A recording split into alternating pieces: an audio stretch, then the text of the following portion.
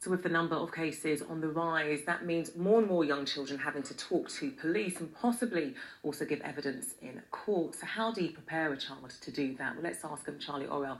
Now, she works for an organisation called Triangle, which works with young vulnerable children in these circumstances. Thanks so much for joining us tonight. And I have to say, this is really troubling figures.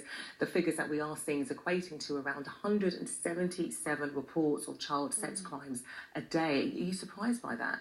Well, what we know from research is that a lot of abuse historically has gone unreported.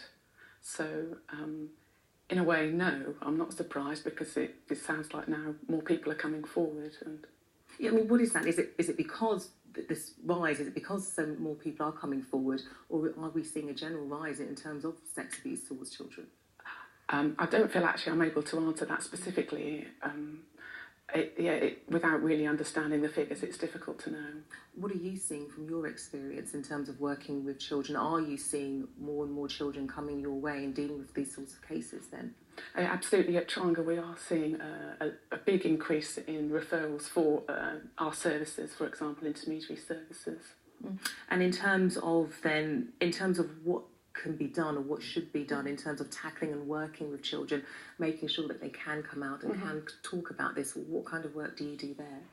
Well, we work really closely with the police in terms of helping provide the police with advice about how best to sort of help settle children and how best to frame their questions when asking questions for children.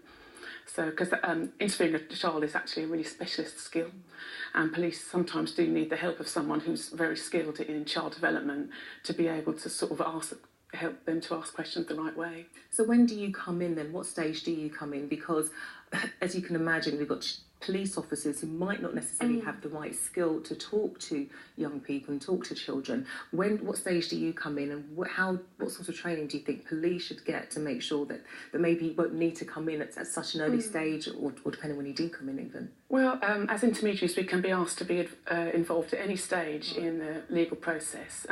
Typically, we might be asked before a child gives an interview to the police, but we may actually be involved later in the process, just specifically maybe for a court cross-examination.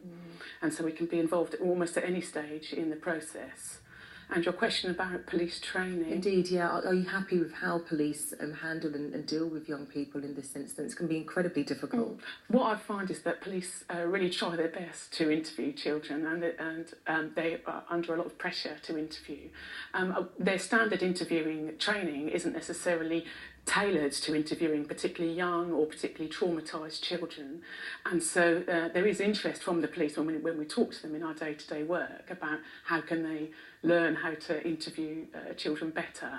And there are specialist courses available for that, but it's not across the board. It's not a skill for everybody. Okay, I'm Charlie Orrell. Really good talking to you. Thank you. Thanks for your time. Thank you. Well, if you want to learn more about keeping children safe online, just head to our Facebook page. You're going to find further tips from NSPCC about what parents can do if they're concerned. That's on Facebook. Just search for Channel 5 News.